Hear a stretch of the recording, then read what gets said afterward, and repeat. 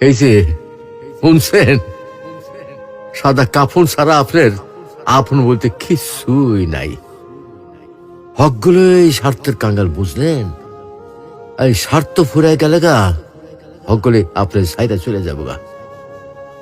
আর যখন হকগুলি আপনার সাইডে যাইব, তখন দেখবেন আপনার এই সাদা কাফনই একমাত্র আপন হয়ে থাকবো। তা বা কয়দিন কন? আহারে জীবন, কিসের লাইগা এত কিছু করতেছি? এরই নাম কি জীবন? এই আছি, এইটাই ফুটুস ফুটুস। কিছুই তো আমার লোকে কবরে যাইব না।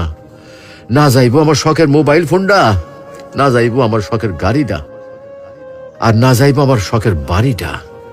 কিছুই সাথে যাইব না। এগুলা ভাববার মধ্যে কি আর সময় হয় আমাগর? আমরা কত ব্যস্ত, তাই না? আহারে জীবন।